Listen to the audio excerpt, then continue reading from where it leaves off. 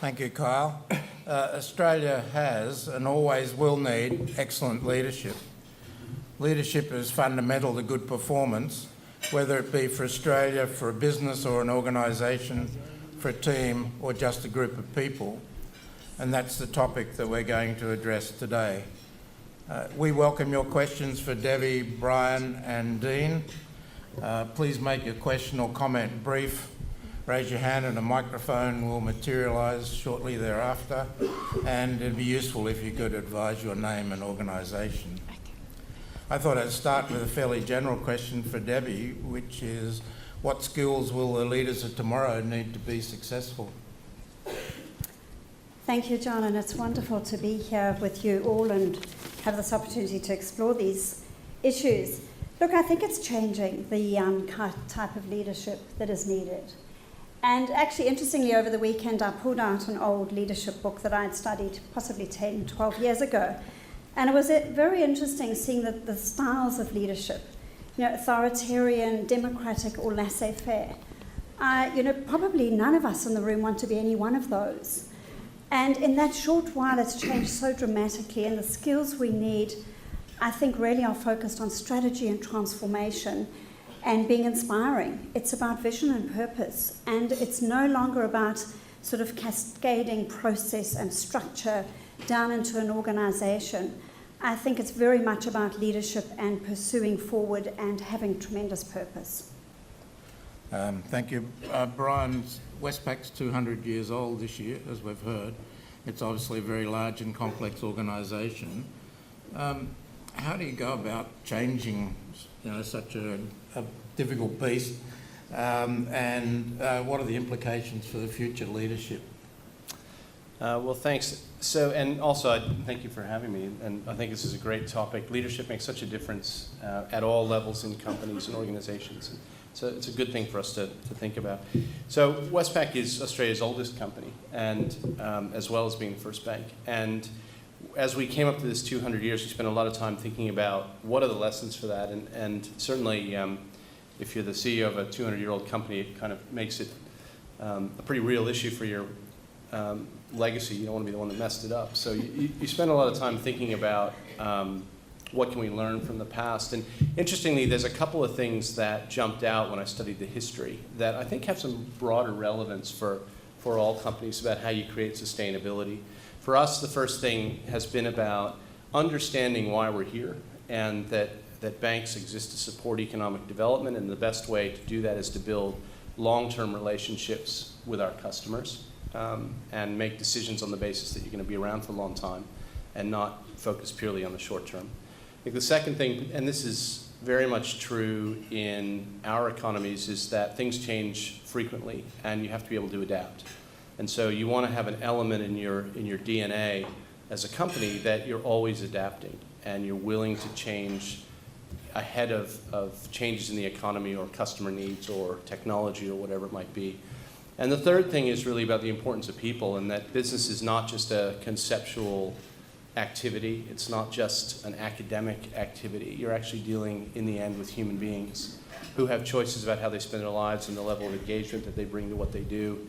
And so as a leader, you've got to make sure that you're spending a lot of time thinking about how you create an environment where the best people want to be and where the best people can do their best work.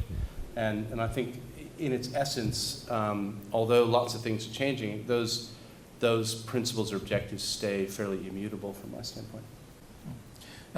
Dean, we're now in a period of relatively low growth, but at the same time we've got disruption and change and pressure on our businesses. How does that change the way you're going to do business, and what are the implications for your future leaders? Thanks, John, and again, thank you for having me. Look, from our perspective, the world is changing pretty quickly. We're finding that technology and digitalisation is really starting to take over, and we need to think quite differently as to how we lead our business. Some core things remain, right? We need to have clear vision, some clear purpose, a value set, and some behaviours and a culture that we think are right. But fundamentally, when it comes to strategy, we're now finding that we're probably needing to have multiple choices, and we need to be able to bring our people on a journey of understanding that there are multiple choices, because things change. The markets change. We've seen a lot of change in the last few years, and to be able to quickly adapt to those changes and to have, I guess, a few in your back pocket, for one of the better terms, that most people understand is very, very useful. And that means engaging more of the organisation. You know, we're doing some strategy work right now, actually, and we're looking at multiple scenarios for what it could be. But in terms of our people, it means that we need to do some stuff a little bit differently from a leadership perspective. We need to spend a lot more time communicating, and I hate that particular word, but it's more letting our people know why. We tend to, as leaders, often talk about what we want to do and how we want to do it, but not really why. So we spend a lot of time with our people talking about global markets, talking about our customers, you know, sort of working our way all the way down through to what that means for us and what changes in the market can mean for us. So the more people understand the why, the easier it is to be adaptive when changes occur in the marketplace. Okay, I can't see too many hands going up, but please think about your questions. Emma talked about the high proportion of millennials that'll be in the future workforce and also in the future as our customers. As well, Expert 360 recently released research which showed that 40% of professionals will be freelancers by 2025, which isn't that far away.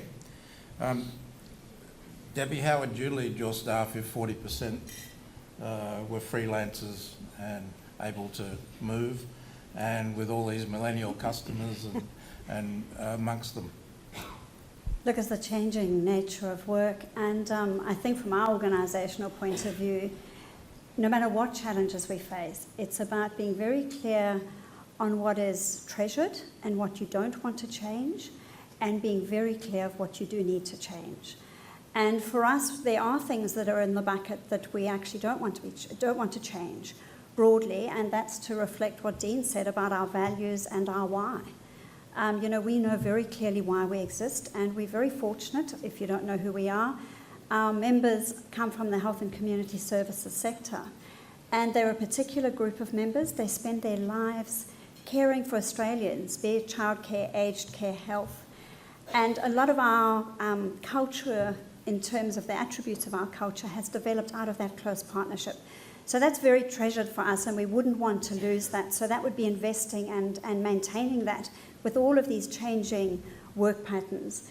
But then, of course, knowing what we do want to embrace, the change we do want to embrace. And I loved some of Emma's insights into, you know, the changing nature of work, the changing nature of our macro environment. And certainly we believe as an organisation, diversity is a huge part of that, and we embrace diversity, be that gender diversity, be that cultural diversity, and of course the millennial issue and that sort of diversity. So I think as an organisation we would be stronger and richer by having that feed into who we are. Ryan, you've got similar issues with a very diverse, geographically spread workforce and a large number of people. How are you going to handle the millennials and the freelancers? Well, it's interesting. We already have, I think it's about 30% of our staff, one way or another, work contractually or on projects or those sort of things. So it's something that we're grappling with more and more. And I think it does, if you think about the future of leadership or running companies, we're going to have to think differently about the processes or the systems for managing people's careers within companies. I like to make the observation that a lot of companies are run using a structure that was created in the 19th century for the British to run India.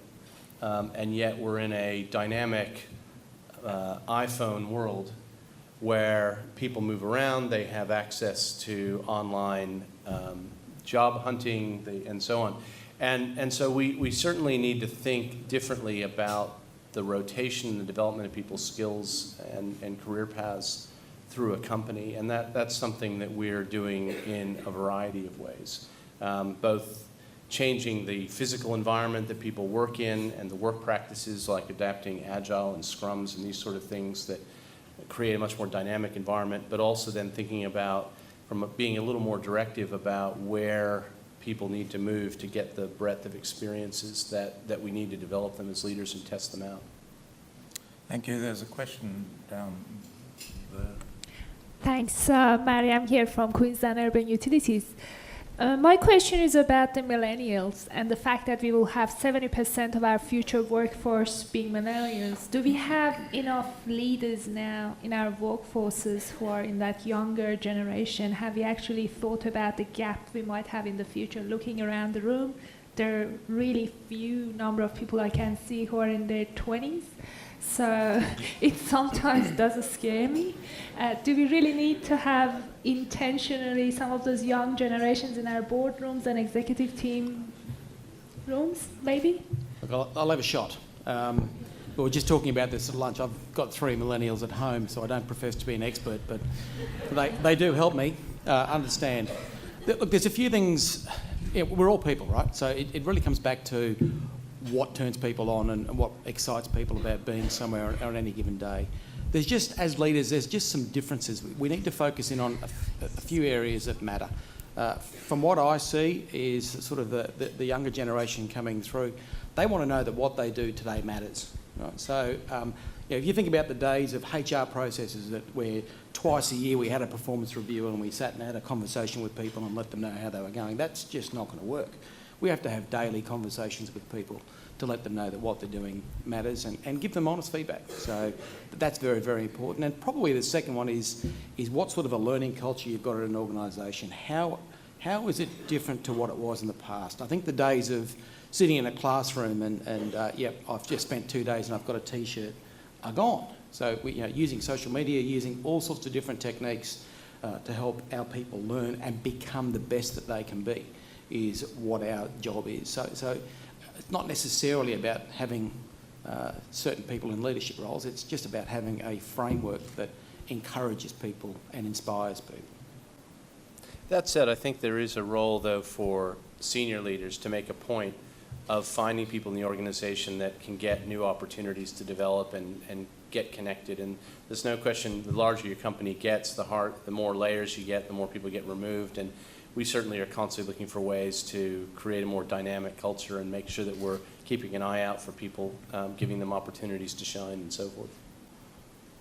Yeah, I'd say on that, it's so important to create the space for people to shine and that innovation, and it's very interesting where innovation comes in an organisation. It's, in our experience, the role of leaders is to create the space for innovation, to create the framework, to create the attitude. But it's not necessarily that it all comes from the top, and I think that's where this very diverse workforce can be amazing, because a lot of that tremendous innovation actually comes from people right through the business, as long as there's the space for that to happen. So we've seen universities change, so they're not only measuring academic performance, but they're also measuring patent records, etc. How can you recognise innovation amongst your staff in the way that you just mentioned? Well, we do. We run a program every year. We have a quarterly winner of an innovation award, and that feeds into an annual prize for innovation, which I think is getting people thinking about innovation. But I think more importantly, at an exec level, it's on the agenda at every executive meeting. And what we're talking about is not us coming to the table with our ideas, but are we allowing them to flow into the business? Are we allowing them to bubble up? And, some people are better at that. Some people are actually not threatened by having things come up to them, great innovative ideas. Some leaders are more threatened, and I think that's the cultural shift that's needed to make sure that all leaders are actually creating that space and not threatened by that innovation that's coming through the business. I'm going to add something to that. There's a point about innovation that I think goes back to the role of leaders as well, and that is innovation to what purpose? And I think that one of the challenges in the environment, with all the change going on in the environment, it's incumbent on leaders to tell the story, as Dean was saying, as to what's the core purpose of the company, and to think beyond the boundaries of the company to whoever your customers are. What are they trying to do? And what's our role in helping customers achieve what they're trying to achieve? And at Westpac, we talk about this as the focus on service, that service is about helping. And what we found is to say that we want our people focused on understanding customers, what they're trying to do, and then understanding what technology can do in particular. And if you have that mindset, you end up being really innovative. So rather than for us just, let's come up with 20 clever ideas, it's let's start with what's the customer trying to do, what are the challenges that they're facing, how do we contribute to that, and how can we use data and technology and all the rest of these things to solve customers' problems. And it's been through that mindset that we've ended up creating a lot of pretty interesting innovation. Dean, the perception probably is that you make those big yellow things that move dirt around or dig mines. So We do. You better tell us about what's happening in terms of innovation within your space, and then leading into how you lead that sort of innovation in what it would be perceived by most of the people here as a traditional business. So we definitely do make big yellow things that move dirt around. And fundamentally, some of that stuff's not going to change, right? Because, if, in terms of building a better world, building water plants and, new roads and infrastructure and places where people can live is pretty important. So that stays the same. Really where we're coming at is there's two areas. The technology area in terms of improving the efficiency of our customers and helping our customers to be better at what they do is very, very important. So anything from, an autonomous truck running around a mine site, for example, where you can see some significant benefits out of that. And again, we had this discussion over lunch. The logical thing that people would think about is, well, you don't need some drivers, and there's your efficiency. It's only part of the game. There's a lot of efficiency with maintenance. There's a customer in Australia that they use 70% less water than they were using at a mine site, simply because the trucks are that accurate. They can just water a much, much narrower path. So there's a whole lot of extra benefits. So from a technology perspective, what it means for our organisation is, again, we need to change very, very rapidly. We need to build the capability to support our customers. And with that probably comes this conversation around what sort of business models we have. So the days of us building everything ourselves and doing everything ourselves, and I used to be an engineer once, are probably gone. So a lot more collaboration, and then we were talking about that before. Collaboration with multiple parties for different customer solutions is very, very important for us. Don't forget we're after your questions, so let's go down here. Sorry, it's Liam Walsh from the Courier Mail. It's a question first for Mr. Hartzer, but if others can answer too, that'd be great. In relation to how the CBA leadership has been handling the AUSTRAC matters, what's been good about it, what's been bad about it, and why? Well, I don't think it's appropriate for me to comment on one of my competitors. What I would say is clearly there's a lot of attention on banks at the moment, and banks are in a pretty dark place from a reputational standpoint, and I think that reflects a couple of things. It reflects things that banks have done themselves where we haven't necessarily kept our processes or policies up to where they need to be, and the standards have risen. It also reflects the external environment, and part of that is about around the world, concerns about the changes that are going on in the economy, a perception that institutions, large companies are being questioned, and I think fair-minded people would see that the political environment domestically also makes banks a pretty attractive target.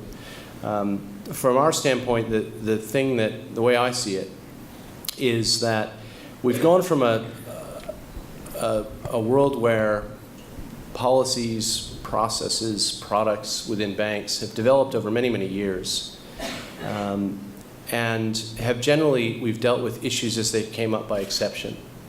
And now the standard has become, you need to prove that you didn't do the wrong thing. And you need to be able to document that, and you need to be able to show it in hindsight. And all of that is happening at a time when compliance requirements, regulatory requirements are changing, technology is changing, which is making those processes more complex. And so banks like Westpac and our competitors are all at various stages in different parts of the business of changing our practices and processes to bring them up to those new standards. And from our standpoint, we're doing that in a very deliberate way. We're going through all of our products, all of our policies, all of our processes, looking for things that don't meet current standards, and where we find them, we change them. We changed them recently when it became clear that people had questions about whether our bankers were worried about the customer's interests or just the bank's interest in pushing products. And so we said, okay, well, we eliminated all sales commissions for our tellers, and we've recently made changes to the way all of our personal bankers as well, eliminating all product targets for customers. A year ago, we found that there was an issue in the way we communicated some of our fees for overseas transactions. And while technically, legally, the fees were okay, we accepted that from a communication point of view, they hadn't been explained very well. And so we decided that the right thing to do was refund the fees, change the communication. That cost us $20 million. We didn't have to do it, but we did. And so banks are complex. They're in this stage of changing all these practices, and we'll continue to find and fix these things. And I think that it's just important to acknowledge that's the phase we're in. Debbie, along the same lines, Australians have lost faith in institutions generally. What role do business leaders play in providing the direction and the confidence of leadership that allows people to restore faith in institutions generally? Look, I don't know if I might just disagree a little bit. I don't think Australians have lost faith in all institutions. I think if you look at the trust barometer, there are a lot of institutions that do still have high levels of trust. And, those institutions are obviously focused very much on investing in that. I think there's an authenticity and a transparency, and I think Emma referred to the transparency. We live in a more transparent world than we've ever lived in ever in history. And the authenticity and integrity that needs to go with that is of a very high standard. And I think in the past, businesses could get away with not being fully aligned with their customers or with their investors. But today, in this world of transparency, you can't get away with it. And if I just speak for a moment of HESTA as an investor, so not only are we an organisation that has our 900,000 customers, but we're an organisation that invests $40 billion of our members' money. And the things that we're looking for in the companies that we invest, obviously long-term sustainable returns are really, really important. But we're a responsible investor, and we are looking for that trust. We're looking for that authenticity. We're looking for that alignment of values. And I think Australian business needs to take note of that. Those are the issues that are really centre for all of us as investors. And I think that's the conversation we're going to have over the next 5 years. It's not just about the bottom line profit. It's actually about being responsible investors and the organisations that we're investing in. I might just add a point to that, picking up on that. I think there's a myth that there's a conflict, actually, as I think about it. The idea there's a conflict between doing the right thing for your customers and making money is a myth. And it's a very short-sighted way to think about running your business. I mean, our business depends on people. I'll let you in on a secret about the Westpac strategy. The Westpac strategy is we want everyone to bank with us forever. That's the strategy, right? If we can get everybody to bank with us forever, then our shareholders are going to be really happy. And if you take that as your goal, then you're not going to make decisions to boost short-term profit and damage a long-term relationship. Now, that doesn't mean inadvertently we haven't done things from time to time or don't need to continue to change processes, as I said earlier. But I actually don't think it's a conflict. It's running your business for the long term is the right way to maximize value for shareholders. Maybe some of the traders won't like it, people wanting to trade in and out of a stock day in and day out. But frankly, that's not who we want to be buying our stock. We want people who actually see what we're trying to do for the long term. And we got to run our business in ways that grow that long-term value. Thank you. Back. Don't forget, more questions. Oh, okay, coming. Genevieve Kavanagh from Shape Consulting, and apologies for the voice. So a lot of what you're talking about in terms of future leadership that we need is about motivating people to create healthy and productive cultures. But we know right now a lot of leaders are actually rewarded for aggressive behaviours that don't necessarily foster people because it gets outcomes. So how do we bridge the gap between what's predominantly happening now for leaders and what we actually need in the future? Dean, would you? So, if I think about our organisation, we actually, I assume you're alluding to, hit a financial performance and it's 2 thumbs up. That's certainly not where we're at. We've got quite a balanced scorecard that we apply across all of our leadership function. And in fact, financials are less than half of any of our scorecard. And quite specifically, if we look at organisation and development of people, we've got some very, very specific targets that if we don't hit, it certainly hits my back pocket, put it that way. So we have a very balanced view of how we lead a business. It's not just financial. And if you don't do that, then you will lose sight of many, many things. Can I just add to that? I think it's the responsibility of shareholders, and very much as institutional shareholders, asset owners like HESTA. One of the things I'm privileged to do is I'm a director of the Australian Council of Super Investors, and have the opportunity through that to engage with the boards of some of the largest Australian companies. And I think, it's a conversation. It's an opportunity for those boards to tell us about what they're prioritising and what they're doing. But it's also an opportunity for the asset owners to actually speak about what our expectations are. And, I'm a firm believer that what gets measured does get done. And when you design KPIs and when you design remuneration structures, you need to bear that in mind. And as we've been talking about, it is about the long-term value. It's absolutely about the long-term value. And I love what Brian's been saying about wanting to be in it for the long term and wanting to have customers for life. But we need to drive this through the conversations because, let's be honest, it's not always the case. There are a lot of short-term focus and short-term views in companies in Australia, and I think we need to change that. Brian, in getting that message out, you've got a lot of people between you and the workforce generally. How do you develop your middle managers and to be able to send the message that then accords broadly across the organisation? Well, actually, this is the only thing between me and all of our employees. So we use Yammer, which is like an internal Facebook. I can send a message to every one of my employees, and I do. Do they send them and they send them back. And that's one of the things that's really changed about management, I think, is that historically the pyramid-type management structures that are developed have been about passing information around.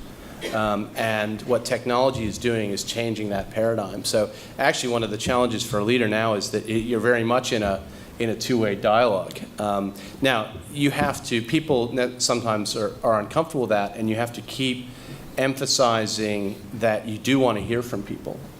And that's something that we work at all the time. And likewise, though, I'm not the solution to everybody's problem. So, we've got, actually, I'm probably not the solution to many people's problem.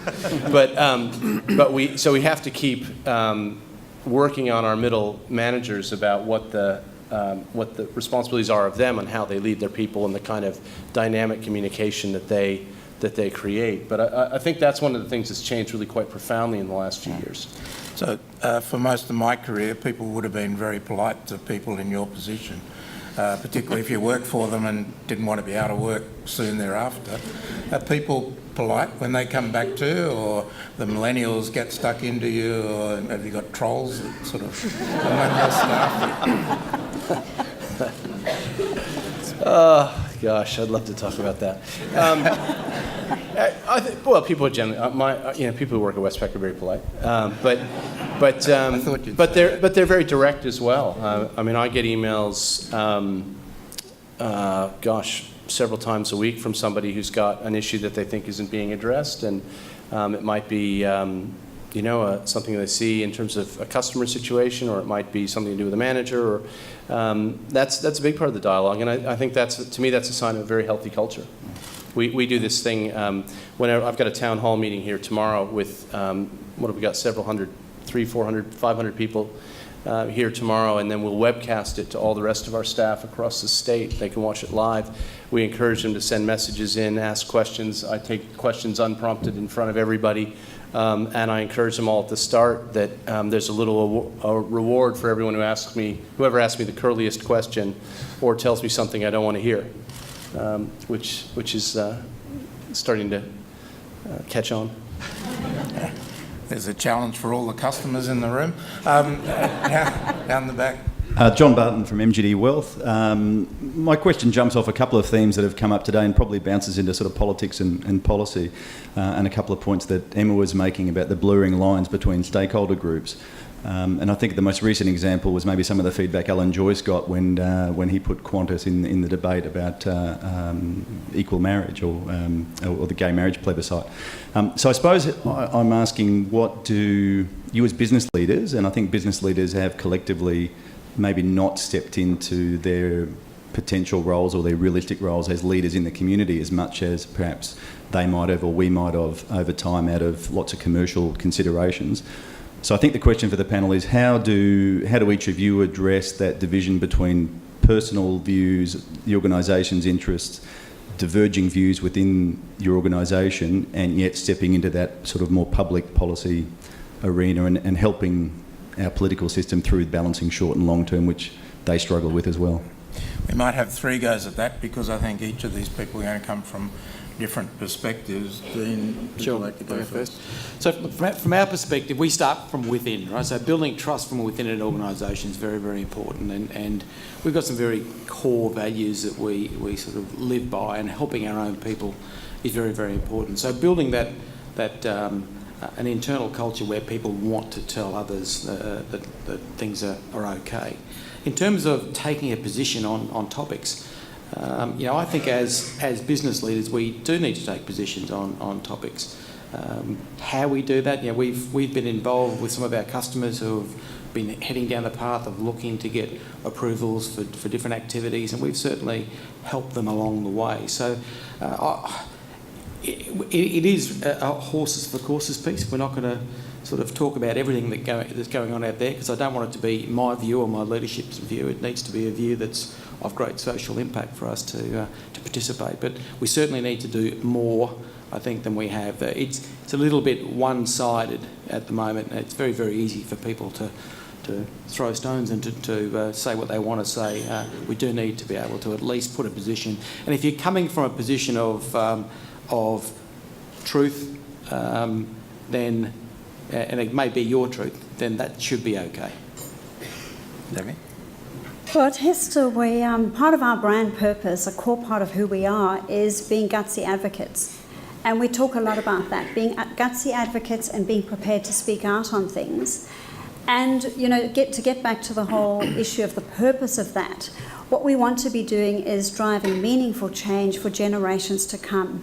So it's very much aligned with this long-term view, but also about being meaningful change. This is not just lip service, this is not just tweaking the edges, but what is the meaningful change we need as a country and the organisations within this country? So just some examples of that. One would be diversity, and over 80% of our members are women. So we very much have a mandate from our members to speak on these issues. And things like diversity on boards, diversity at senior leadership, the fact that 26% of the senior leaders in the ASX 200 companies are women, the fact that we're battling to get 30% of women on boards. These are issues that we will speak out about because we believe they're really important for us as a country. And then, of course, on the investment front, we want to not only make a real difference in our members' lives and in their retirement outcomes, but we want to make a difference in the future that they will retire into. We want them to retire into a better environment, a better economy, a better society. And we do that by focusing and speaking out on environmental, social governance factors, and absolutely are passionate about doing that. Right. We come from a similar place, which is that our whole history has been about supporting economic development of Australia. And in that context, things that we think are important to Australia's prosperity in various ways are things that we can and should have positions on. and have done for many, many years. And you talked about diversity. That's been a huge thing for us. We hired and appointed Australia's first female teller, first female branch manager, by the way, in Queensland, first female major bank CEO. We are now, I saw the number this morning, we're 49.9% of leaders across the Westpac group are female. And within 2 months, we'll hit 50. That's an important milestone we set out, and we're unashamed about that being a goal of ours, because we think it's really important for the country, for the economy, and for us. We are the world's most sustainable bank, which has come from a long history of taking a position on climate change and sustainability in all its forms, which we think, again, is good for the country. We're also a major employer. We've got something like 40,000 people, and we're in every community across the country. And for our people to attract the best people to the company, to create a culture where every single person feels valued and appreciated for who they are and comfortable to be themselves, we think it's important that they know where we stand. Now, at the same time, we respect different people's points of view, and so on the issue you started out with on marriage equality, we are saying to our people, vote. We're not going to tell you how to vote. The Westpac Group is on the record as being supportive of marriage equality. I'm personally on the record of feeling very strongly that it's the right thing to do, but I'm not going to tell people how to vote, but I'll tell them why I feel the way I do. Thank you. Please. Oh. Danielle Jewell from People with Purpose. It's been great to hear the emphasis on purpose from our panellists today. But my question is, we're here today to talk about the future of leadership. Just 5 years ago today was the future. And my question is in two parts. Looking back 5 years ago, how has your personal leadership habits and practices changed in that time? And looking ahead to the next 5 years, where do you expect that you're going to have to change and grow the most as a leader? Good question. Sorry? Yes, you can go first. Thank you. In terms of the last 5 years, so for me it's been centred around the organisation I'm with. So I've literally been at this organisation for 5 years or just over 5 years, and trying to use different parts of my sort of leadership skills to help navigate an organisation through some pretty dramatic change has been interesting. So I've had to learn that different organisations, for example, change at different rates, and I've had to use quite different techniques to affect a change in an organisation. So for me, it's been really trying to listen and understand a lot more rather than being probably a bit more directive. If I think about my leadership journey over the years, I was definitely quite a directive leader many years ago, and I've turned into hopefully someone that, there's a few of my team are in the room, let's just see whether they think this is truthful, but someone who listens to and helps everyone make the best decisions that they can make, right? To fundamentally to help people help themselves and make decisions. If I look forward 5 years, clearly as the market and as everything becomes much more fluid, we need to have more and more decision takers right through our business and people that can affect change. So what sort of culture do we need to bring into our organisation to help that? A classic example is just trying to allow people to try things. I mean, it's not a case of trying for trying's sake, but most of the best ideas that have come out of our business in the last 3 or 4 years are ideas that come out of sort of lower parts of the organisation. So enabling people to try something, and if you make a mistake, that's okay. Let's just move on and try the next thing. So fail fast. So how do we change the way we lead a business to accept that, and accept that in an ongoing sense so that we can be keeping up with what's going on? Brian? Well, it's interesting. I started at Westpac 5 years ago, so it's an interesting reflection on how I felt when I started to how I feel today. I'd say I could talk about a lot of things. I'll pick two things. One is I think that it's really important in this environment to think about the systems in your company, and I don't mean technology, but I mean the way that the business system of the company works, and trying to understand how all those things impact what customers ultimately receive and how the company ultimately performs. I probably have gotten a bit more focused on the totality of the company and how different things interact to create what you want or not, or what you don't want. And so things like HR practices and the way we pay people and the way we design products, all those sorts of things I probably spend more attention on now than I did 5 years ago. The other thing that I would say, this might sound a bit odd, but I've become a lot more confident and courageous about the role of purpose and emotion in how you lead people. So a lot of us, by reading the business books, have gravitated, I mean, we've talked about it several times today, about KPIs and what you measure and so on. What I've seen really blossom at Westpac in the last couple of years is that when you give people a sense of purpose and show them how what they do makes a difference in the lives of customers, and that they're actually doing something really important, and sharing with them the benefits that creates for people, that it's remarkable how many people actually start to get on board with that. And a lot of people from the outside would probably be quite cynical about that. But I've become increasingly confident in that, and I've seen even some of the most cynical parts of our business at the start become actually tremendous advocates for that broader sense of purpose and contribution that people make. Some people opt out of that, but it's remarkable how many people actually want to be part of a business that feels that way. But, Debbie, while you're addressing the same issue, perhaps you'd like to add in, we're in an age of mass and digital data.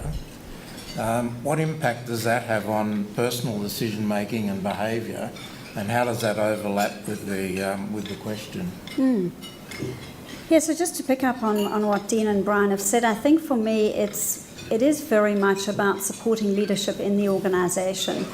And it's not just formal leadership, it's informal leadership. We speak a lot at my organisation about every one of us being a leader. And the thing I love most is when you see that incredible informal leadership, somebody seeing a gap and standing up and taking leadership. So it's maybe a realisation, I've been in the role for 2.5 years, but realising it's not all up to me or all up to our exec team. We've got a whole organisation of people who actually want to take that step forward, to pick up on what Brian said, and absolutely around courage. This word that we use about being gutsy advocates, I think it's empowering us as an organisation to be bold and to be courageous in some of the stuff that we do. Now, it's really important that we have to know the why. It has to have a very clear why. We don't just step out and make bold decisions just for the sake of it. But when it's aligned with a very important why, we have to be courageous. And I think as you develop as a leader, you possibly become bolder and more courageous. To pick up on the data angle, look, that's something I think that is transforming all of our businesses. And we're working out, how do we take advantage of that? How do we really learn from those insights we're getting, using technology, using artificial intelligence, and leaning in and embracing it, but also influencing how we use it, not just letting it have its own journey, but understanding and thinking where we're going to use it and how we're going to allow it to change our organisation. Something I reflect on at HESTA at times is, even 3-4 years ago, I don't think we realised how valuable the data that we have was. I think we're realising more and more how valuable the insights we have on our customers is, and how powerful that is to informing who we become as a business. So that is an incredible part of evolving leadership. Thank you. Good afternoon. It's Tony McGarvey from CEDA Contract Management. Brian, before you mentioned the balance between agile and directive management and processes, we've got most of our staff based overseas in Manila. Do you see any difference with the cultural challenges of managing that balance? Can you just tell me a little bit more what you're getting at with that? Yes, sure. So you mentioned before that there's always that balance between directive and agile management processes. That balance may necessarily, in my business, may need to change, and the approach that's taken need to change for the team that are based in Manila versus the team that are based in Australia. Do you find there's a need to adjust your management style? Not a huge amount. There's a bit of that. Certainly remote teams is one of the challenges that we continue to grapple with. And there's still a reality of human beings that people like to know each other, and being physically in the same place ultimately makes a difference relative to being on video. But I think that we can actually make a lot of progress on that as long as there's an investment up front in those relationships. And we're still kind of muddling our way through that, I think, trying to work with our partners in the Philippines, in India, and other sort of places where we work. But I think Agile in particular is a really powerful new way of thinking about managing business. We've got about 10,000 of our people working Agile in one way or another. But I don't think it's an all or nothing thing. I think that, like many different management techniques that we've seen develop over the last 20 or 30 years, they will ultimately find their level and their place. And I think you'll still need an element of both. Maybe I can add a little bit. We've got about a quarter of our workforce that work in sort of developing nations, and we can't be that arrogant that we assume that the leadership techniques that we're using right here today is what everybody necessarily wants. Different cultures, I guess is your point, do sort of react differently to different leadership styles. So you just need to be cognizant of where the cultures are at. So we definitely have to do different things in a place like Papua New Guinea than we might do in Mackay, for example, and being a little bit more directive. The secret we find with that is, we find really good leaders that are nationals that are in those businesses, and we develop them to be the best that they can be and let them run the businesses. So it seems to work a lot better. Increasingly, there seems to be a need to manage what is effectively more than one business. For example, we've got a core business and another one which is innovative, responsive, disruptive, emerging. So how do you lead your people, Dean, in these sort of more ambiguous, uncertain times? They're less well defined, and but at the same time you've really got to maintain your core strengths and your current performance. It's a good question. We're sort of grappling with this right now. We're entering into a world where our customers are expecting us to help them a lot more with technology. We've actually are trialling a few different things. We spoke before about giving some things a go and seeing how they work. We've stepped some stuff out, so we've got one or two small, effectively startups working off to one side of our core business, and the view of that is just to see how we could rapidly nurture that and not let the inertia of our day-to-day business get in the way. And at the same time, you've still got to bring your entire organisation along on that journey. So we're trying to do some similar work within the broader organisation. That's just a little bit more difficult. It takes more communication, takes more time. So we're sort of trying a few different approaches. Brian, that's also a complex. Yeah, I'd say the same thing. We're trying a bunch of different things. We have venture capital investments. We've set up startups that are wholly owned. We've set up startups that we own 90% of. We're running agile projects in technology. We're running agile teams in New Zealand in our marketing and product departments. We're trying a lot of these different things, and they are potentially quite exciting from a productivity and energy and innovation point of view, but I don't think there's going to be one simple answer.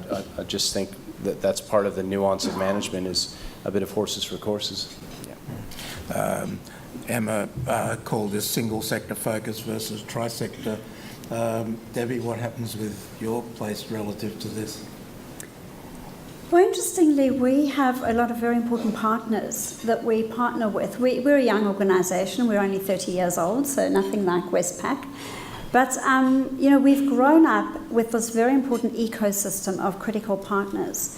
And it's interesting because right now I think that's a real strength for us as a business, because there are opportunities to shift that ecosystem and look at new partners. So when, if you haven't built everything yourself, you don't have to rebuild everything yourself. So there's tremendous agility for us in how we embrace that and how we move forward. But of course, there is a key issue of managing those partnerships very closely, because many of those partners actually deal with our customers. And so the need for alignment, I don't think it's any different to what we're talking about. And, you know, in our instance, it is all in Australia, but it's still to keep that culture close and to keep our partners close and work closely together. It's something we're always working on. Debbie, from the earlier question about millennials, I've had an interesting thought that I haven't been able to resolve in my mind. How do you convince millennials to put away money that they can actually get to spend in 50 years' time? Yeah.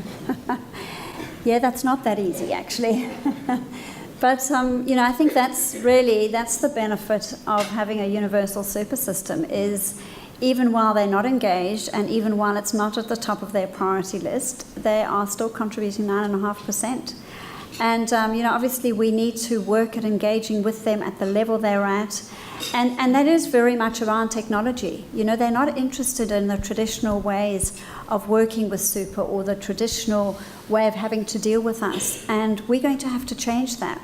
We're going to have to be, you know, very mobile focused in terms of how they can deal with us and how they can make decisions. I mean, the challenge is that we know that, you know, putting away small amounts of extra contributions at a very young age is going to make a huge difference to your retirement outcome. But at the same time, the reality is that, you know, people realise that when they're 45 or 50 and then say to us, I wish I'd started earlier. So it's something we grapple with all the time. There's one issue we haven't touched on, which we will briefly, and that is cyber risk. Brian, how do you manage the current risk and also logically the extension of that in the future?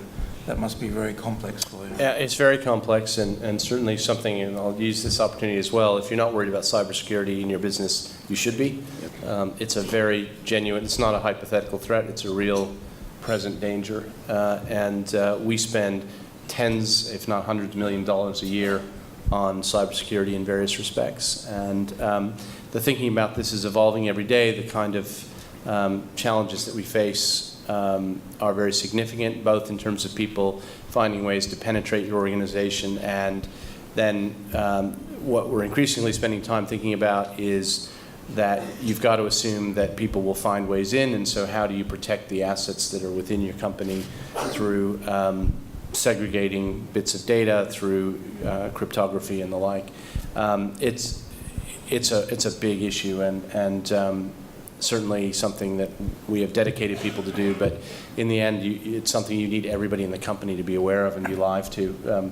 Just to give you one example, so everybody knows what a phishing attack is when you try to convince somebody to click on something. So we run phishing attacks on ourselves, on our people, and we send fake emails to ourselves to see if staff get tricked into it, and if they get tricked into it, they're reminded to redo the training on how to spot these things.